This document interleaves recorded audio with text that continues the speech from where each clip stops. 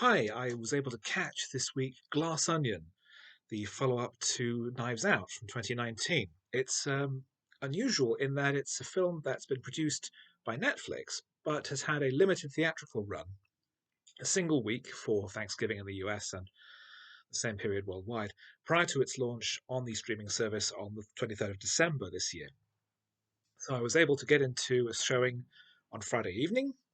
It was relatively quiet, um, but it was great. Um, it's not so much a sequel to Knives Out, it's another case for Benoit Blanc, the Southern gentleman detective. Um, he's suffering a bit in the pandemic. He has no intellectual stimulation, so he's spending his time trying to learn how to play Among Us online with Angela Lansbury and Stephen Sondheim, and suddenly a case falls in his lap.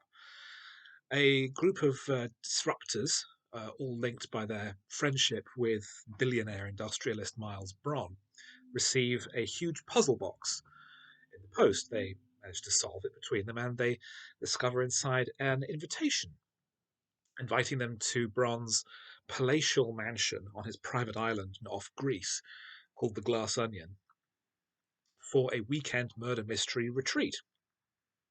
But when Blanc turns up as well, everyone's surprised because he wasn't actually invited.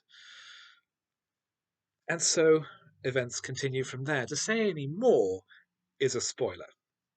This is all stuff that you can glean from the trailer, but suffice to say, there is a mystery, there is a murder, and we are treated to something akin to a magic trick.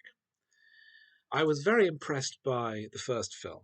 It was Knives Out was my favourite film of 2019, and Glass Onion is one of my favourite films of 2022. Again, we have a brilliantly tricksy, intricate story. We have a range of characters, all precisely sketched and brilliantly played by a superb ensemble cast: Edward Norton, Janelle Monáe, um, Kathryn Hahn, Kate Hudson, Jessica Henwick, Dave Bautista play the various ensemble. We have a number of cameos, as mentioned, the late Angela Lansbury and Stephen Sondheim in their last film performances. Not that Sondheim was much of an actor. Several others that I won't spoil that aren't necessarily integral to the story, or are they? Um, we see a little more of what Blanc does between cases. We see a little of his personal life. We get to know him a little better, but we see a new perspective. Right? We go from an old country house to the an ultra modern mansion in the Mediterranean. So we have this change of style, this change of setting, change of scenery, a very different set of supporting characters and suspects. It feels like a not like a sequel, but another installment in a series. And it's, as you can tell, very hard to talk about in any level of detail.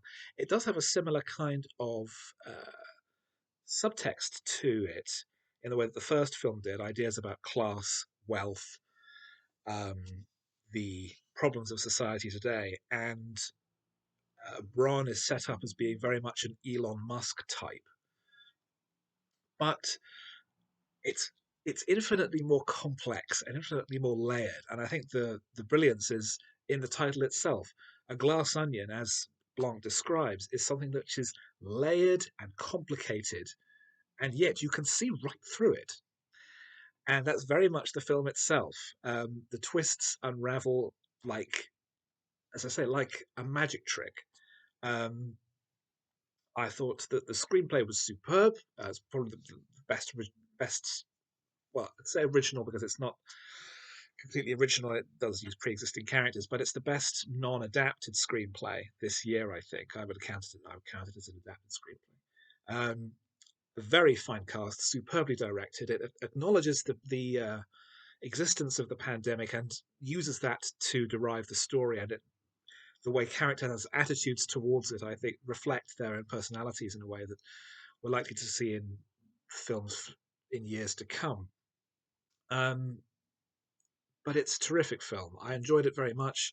It's highly suspenseful, brilliantly constructed, Very entertaining, very enjoyable. One of the best films of the year.